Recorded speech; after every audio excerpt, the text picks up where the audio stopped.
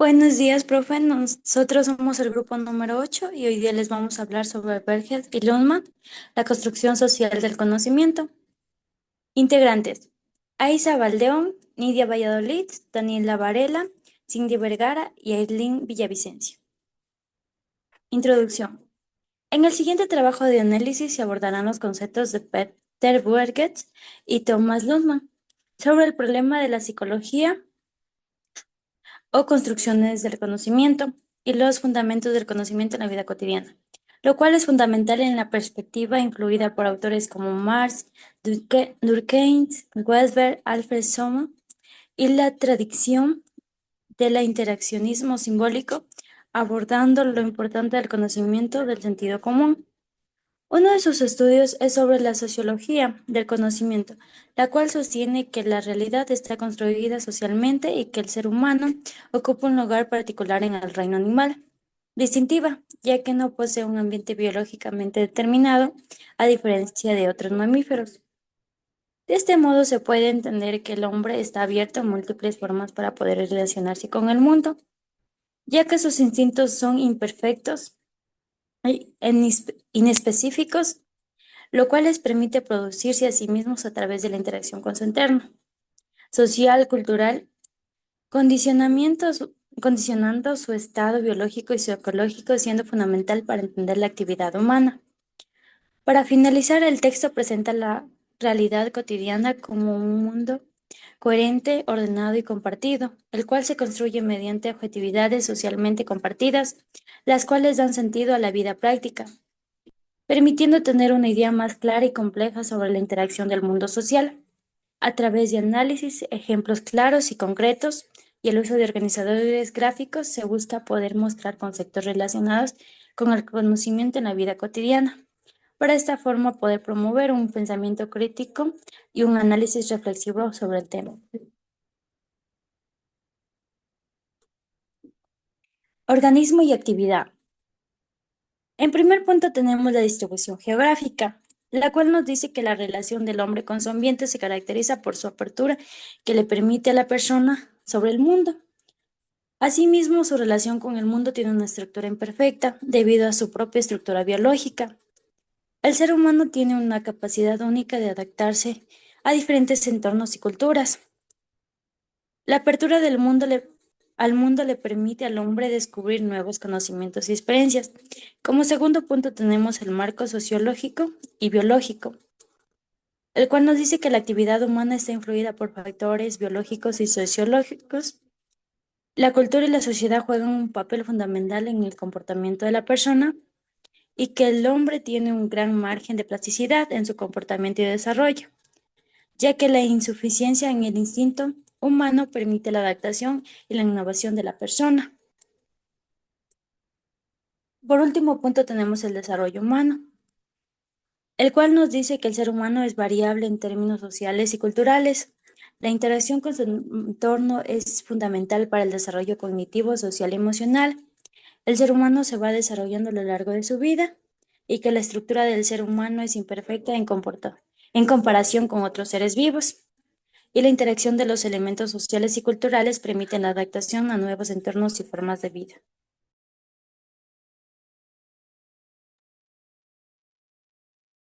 Siguiendo con la misma línea, ahora vamos a hablar sobre lo que son los orígenes de la institucionalización.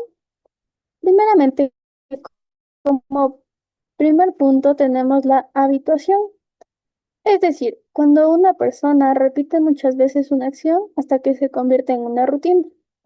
Esto da estabilidad a la vida porque ya no se necesita pensar en cada acción, simplemente se hace de manera automática. Por ejemplo, si un grupo prepara alimentos todos los días de la misma forma, con el tiempo eso se vuelve una costumbre. Luego, cuando estas rutinas empiezan a compartirse con otras personas, se da lo que se llama la tipificación recíproca de acciones. Esto significa que los individuos comienzan a reconocer los comportamientos de los demás y a esperar que actúen de cierta manera. Así nacen las formas típicas de comportamiento que todos entienden y que dan sentido de la vida social. Al repetirse y compartirse de manera constante, estas costumbres se institucionalizan. es decir, se transforman en instituciones sociales que se transmiten a nuevas generaciones y que la sociedad considera como normales o naturales. Estas instituciones organizan la conducta colectiva, dan estabilidad al grupo y aseguran el orden social. Sin embargo, también pueden limitar la libertad individual, porque las personas empiezan a seguir reglas y comportamientos que ya están establecidos. Finalmente, podemos decir que las instituciones nacen de las acciones repetidas y compartidas por los seres humanos, que se vuelven normas y estructuras sociales que garantizan la convivencia, la estabilidad y la continuación de la sociedad. Ahora hablaremos sobre la sedimentación y la tradición. Este proceso explica cómo las experiencias humanas se van guardando y transformando en conocimiento colectivo. Todo empieza con la sedimentación de la experiencia, puesto que las personas viven muchas cosas, pero solo algunas experiencias se conservan en la memoria y se vuelven recuerdos estables. Estas vivencias marcan al individuo, lo que le dan sentido a su historia personal y también pueden compartirse con otros, creando así lo que es una memoria común. Después, entra en juego el lenguaje y la transmisión. El lenguaje permite expresar y compartir esas experiencias, convirtiendo lo individual en algo colectivo. Además, gracias al lenguaje, los conocimientos y costumbres pueden transmitirse de generación en generación, enseñándose, recordándose y reinterpretándose con el tiempo. Cuando esas experiencias compartidas se mantienen, se transforma en la tradición y continuidad social. Las tradiciones son el resultado de experiencias sedimentarias que se vuelven parte de la cultura, se transmiten mediante la educación, los rituales o los símbolos, y permiten conservar la memoria colectiva y la identidad. Por último, podemos decir que la tradición une el pasado con el presente, manteniendo vivos los valores, costumbres y conocimientos que orientan la forma de pensar y actuar de las personas dentro de una comunidad. Bien, ahora vamos a hablar acerca de lo que es los roles sociales y para ello nos vamos a enfocar en 5 puntos que son claves. Primero tenemos sobre su origen. Básicamente se menciona que los roles aparecen cuando las acciones humanas se repiten y éstas se las identifican como patrones generales por la sociedad. Asimismo, la sociedad produce un vocabulario para esas formas de acción. Es decir, que sin lenguaje no hay o no existiría un rol social. Aquí tenemos, por ejemplo, al rol del juez, del doctor o también algún rol biológico como es el de la madre. También hay que mencionar que todas las personas se perciben a sí mismas a través del significado social del rol. Es decir, que esto va a ayudar a que se pueda formar una autoimagen social. Como segundo apartado tenemos lo que es su definición. El rol es categoría de actor que la sociedad reconoce, lo que tiene que hacer, cómo se tiene que comportar y qué normas debe cumplir también esta persona. Asimismo, se menciona que los roles no son personales. Si la persona cumple con los requisitos, puede asumir aquel rol sin ningún problema. Cabe mencionar también que los roles cumplen un papel fundamental dentro de la institucionalización. Por ello es que si no hay personas que ejerzan los roles, entonces la institución no es empírica y no podría funcionar o no podría seguir. Los roles permiten que la institución se represente una y otra vez, como por ejemplo un juez representa a todo el sistema legal, no solamente a sí mismo como juez. Luego también tenemos lo que es los roles y el conocimiento social. Se menciona que cada rol incluye lo que es conocimientos, normas, valores, comportamientos y control emocional. Tomando el mismo ejemplo del juez, se puede mencionar que básicamente él deberá saber controlar sus emociones al momento en que él tenga que dictar alguna sentencia. También se da a conocer que en sociedades complejas algunos roles necesitan una formación intensa y mucho más exigente que otras. Finalmente, tenemos que los roles actúan también como mediadores entre sociedad y persona. Mencionamos que los roles permiten que grandes sistemas sociales se hagan reales para individuos concretos. También las instituciones desaparecen en caso de que los roles no se desempeñen o no se lleguen a desarrollar. Y por último, cabe destacar que los roles moldean la conciencia individual de la persona, es decir, ayuda a formar el yo social.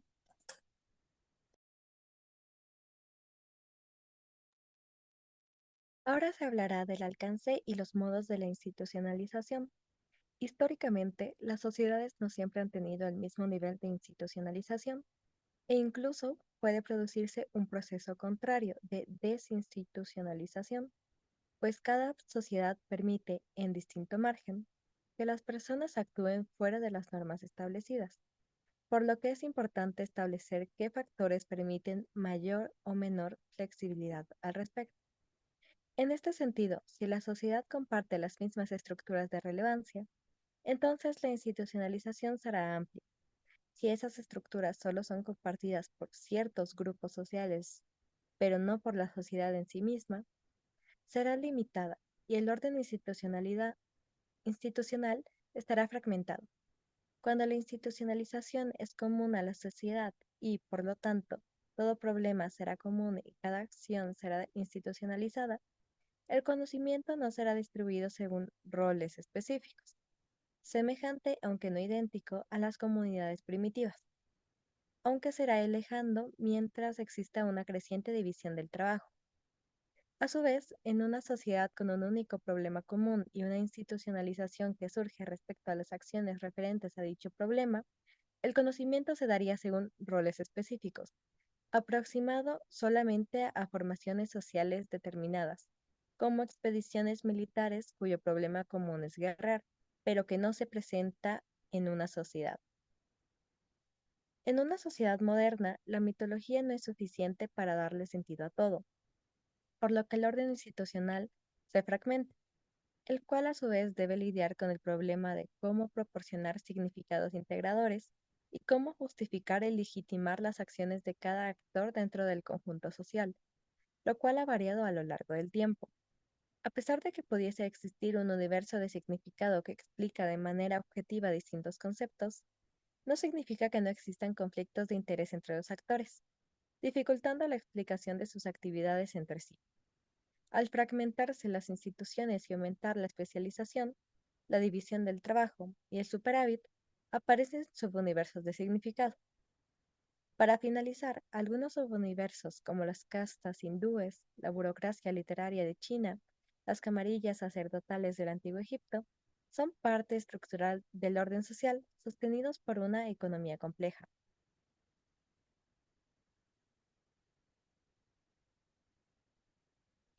Por otro lado, tenemos el origen de los universos simbólicos. La realidad social no es un dato dado objetivamente, sino un producto continuo de la interacción humana y la institucionalización de significados compartidos. Se destaca la relación dialéctica entre el objetivo, es decir, lo que parece real, externo o dado, y lo subjetivo, nuestras percepciones y significados personales, en contraste con la visión tradicional que lo separa. Que el dinero tenga valor no es algo natural, sino un acuerdo social que se acepta de tal manera.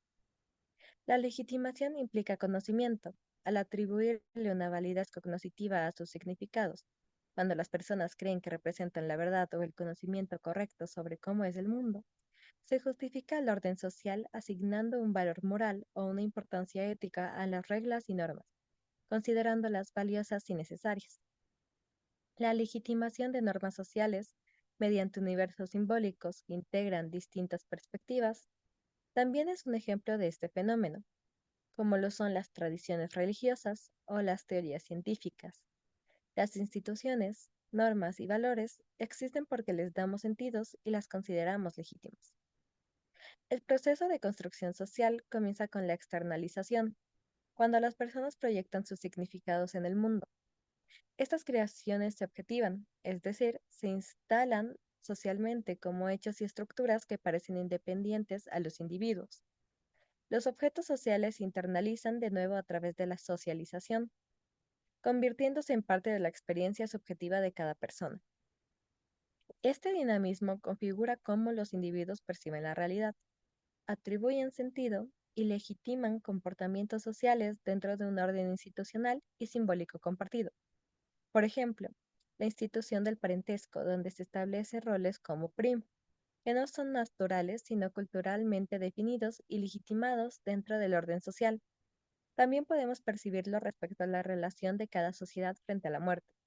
Cada visión concibiendo significados simbólicos específicos, Finalmente, esto demuestra cómo las experiencias individuales se construyen socialmente para brindar sentido y orden.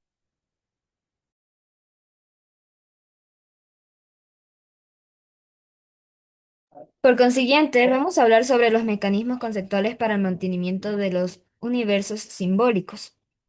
Los mecanismos conceptuales son recursos teóricos y simbólicos que las sociedades utilizan para mantener la coherencia y legitimidad de sus universos simbólicos.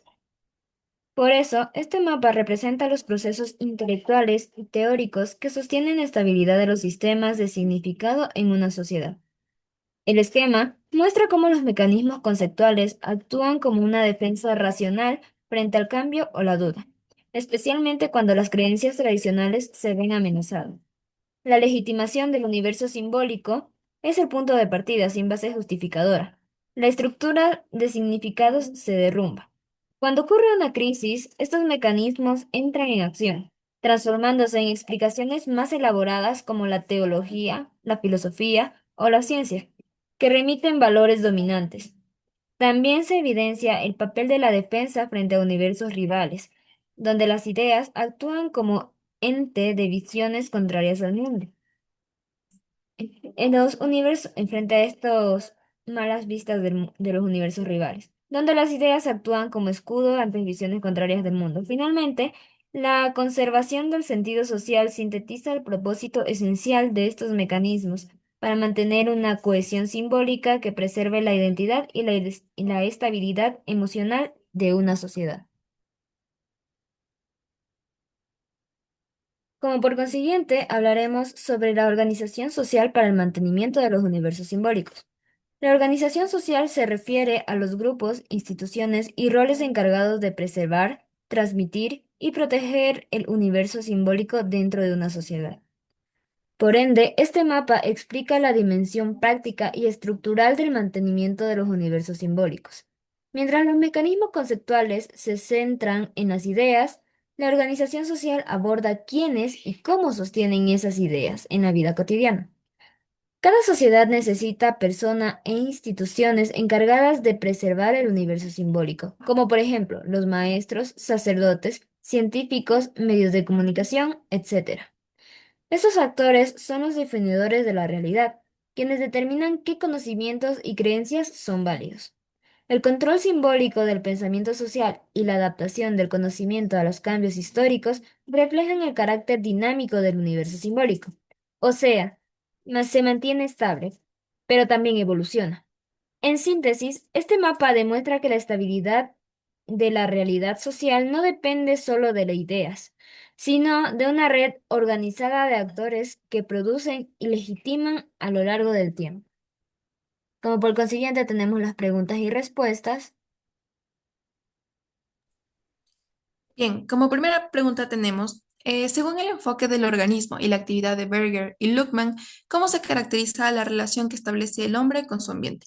La respuesta correcta es la opción A, que es el proceso por el cual se llega a ser hombre. Se produce en una interrelación con el ambiente. Esto puede ser tanto natural como humano. En el proceso de desarrollo se interrelaciona no solo con un ambiente natural determinado, sino también con un orden cultural y social.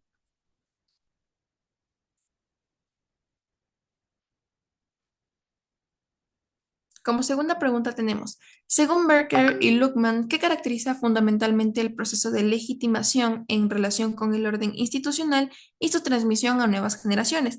La respuesta correcta es la opción B, que es la legitimación explica el orden institucional atribuyendo validez cognoscitiva a sus significados objetivados.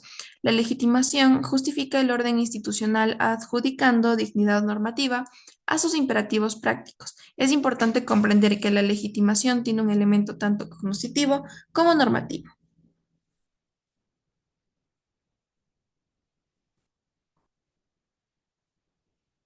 Como siguiente pregunta tenemos, según Berger y Luckman, ¿qué papel cumple el lenguaje dentro del proceso de sedimentación y tradición en la construcción social de la realidad? La respuesta correcta es la opción C, que menciona que el lenguaje objetiva las experiencias compartidas y las hace accesibles a todos los que pertenecen a la misma comunidad lingüística, con lo que se convierte en base e instrumentos del acopio colectivo de conocimiento. Además, permite objetivizar nuevas experiencias y transmitirlas dentro de la colectividad.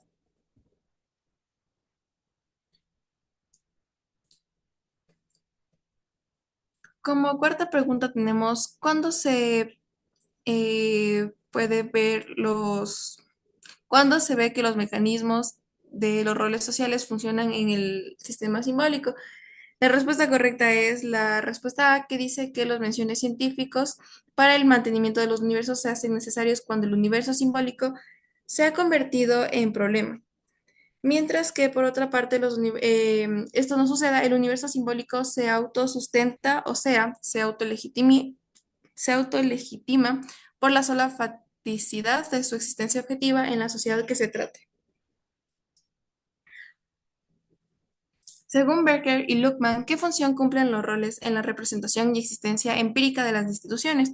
Como respuesta correcta tenemos la opción C, que menciona que los roles representan a las instituciones en dos niveles. Encarnan el rol mismo y representan el nexo institucional más amplio, permitiendo que las instituciones existan de forma real solo a través de su desempeño reiterado por actores concretos. Finalmente hemos llegado a lo que son las conclusiones. Como primera conclusión tenemos que la exploración sobre el concepto organismo y actividad permite entender que la realidad humana no es obra exclusiva de la biología, más bien fue el producto de la interacción social. El individuo desde su faceta postnatal se configura y se desarrolla en un entorno que contiene varios significados culturales que guían su conducta, se configura sus percepciones y constituyen su identidad. Desde este punto de vista, se demuestra que la constitución biológica, actuando sola, es insuficiente para asegurar la vida social. Es la elaboración social que incluye roles, instituciones y normas, lo que va a ofrecer al individuo un orden, sentido y dirección. Por otra parte, los ejemplos que se comparten demuestran que a través de la interacción social cotidiana, los individuos crean patrones de comportamiento que con el paso del tiempo se institucionalizan y ya se vuelven parte de la sociedad. En conclusión, la realidad humana es una construcción continua, fundamentada por la actividad social y la habilidad que tiene el individuo para comprender e interpretar su entorno. Como segunda conclusión, tenemos que la investigación sobre los orígenes de la institucionalización demuestra que las instituciones surgen de la repetición y de la habitualización de las acciones humanas, que asimismo, al momento de compartirlas y reconocerlas colectivamente, se cambian en normas que organizan la sociedad. Este desarrollo disminuye las dudas y brinda más estabilidad. Sin embargo, también delimita lo que es la conducta individual de los seres humanos al momento en que se llega a imponer patrones. Más adelante, estas prácticas se fijan como parte de la cultura y se obtiene un carácter obligatorio. Finalmente, el ser humano construye instituciones para organizar su vida en sociedad y comunidad. Sin embargo, estas mismas instituciones afectan y transforman el comportamiento y la visión que tiene el individuo. Como tercera conclusión tenemos que el estudio de la sedimentación y de la tradición revela que todas las experiencias personales que tenga el individuo no solamente forman parte de la memoria personal, sino que también al momento en que estas experiencias se comparten, pasan a ser parte de una memoria colectiva que mantiene la identidad social. Este mecanismo da paso a que los conocimientos, las prácticas y los valores se conserven en el transcurso del tiempo, brindando de tal manera una continuidad cultural y guiando el comportamiento de las recientes generaciones. La transmisión que se produce, ya sea a través de relatos, historias, costumbres o prácticas, fortalece un patrimonio que influye en la forma en que cada persona interprete su realidad. En definitiva, la sedimentación y la tradición actúan como mecanismos fundamentales para poder crear un sentido y la permanencia de la cultura. Como cuarta conclusión, tenemos que los análisis de los roles sociales demuestran que la vida en una sociedad se mantiene sobre patrones de acciones que son repetidos, que al momento de institucionalizarse precisan funciones, comportamientos y expectativas cruciales para que el orden social pueda continuar. Los roles sociales no son características individuales o personales, sino más bien son posiciones impersonales que están dentro de un sistema que pide rigurosamente habilidades, conductas y conocimientos para que se pueda cumplir. Esta impersonalidad asegura mucho más estabilidad y permanencia institucional. Por otro lado, los roles sociales funcionan como mediadores entre la sociedad y los individuos, en donde se guía la autopercepción y regula la participación social. En síntesis, los roles son necesarios para poder tener una organización colectiva y para la formación del sistema social. Y finalmente llegamos a la última conclusión, que básicamente se menciona que el estudio acerca de los universos simbólicos ha demostrado que son construcciones sociales que facilita a que la sociedad comprenda, interprete la realidad y que además también conserve una organización lógica. Su nacimiento se fundamenta en una evolución donde los individuos fabrican significados, los convierten en instituciones y después los incorporan como parte de su vida. Para asegurar su continuidad, las sociedades usan mecanismos como, por ejemplo, la filosofía, la teología, la ciencia o la mitología, que van a actuar como instrumentos de validación ante cambios culturales o también universos oponentes. A pesar de eso, se necesita de una estructura organizacional que las conserve, así como también se necesita de actores e instituciones como maestros, doctores, sacerdotes, científicos, medios de comunicación, etcétera, los cuales van a cumplir un rol de defensor del conocimiento. En conclusión, todos los elementos anteriormente nombrados facilitan y permiten que la realidad social perdure, se valide y se desarrolle.